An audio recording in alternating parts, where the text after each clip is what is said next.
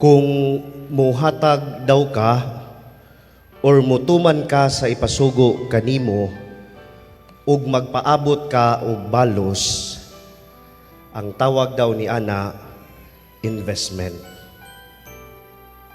Pero kung muhatag ka or mutuman ka sa ipasugo kanimo pero dili ka magpaabot og balos, that is love. Gugma kana. Maigsuon sa atong ibanghelyo karon nga nadungog, murag makakurat siya gamay. Daw murag bakikaw siya paminawon.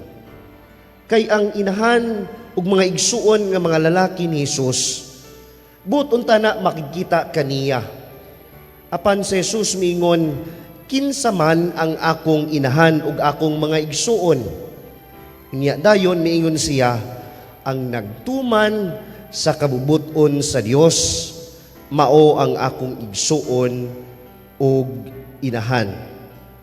Gipasabot ni Jesus sa maong ebanghelyo nga ang pagtuman sa kasuguan ug sa kabubuton sa Dios kinahanglan mas labaw sa bisan unsang relasyon dinhi sa kalibutan.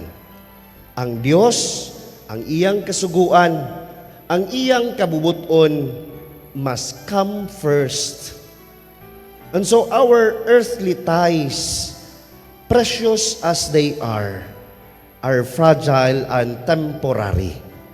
But the bonds formed by doing God's will is always eternal.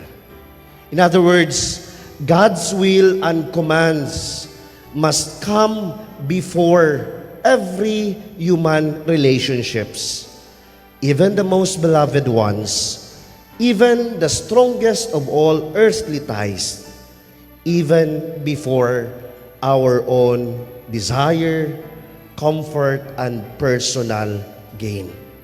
Alang sa atong Ginoong Jesucristo, ang mas bugat maugayod ang pagsunod sa kabubuton sa Dios, pinasubay diha sa gitawag nga gospel values.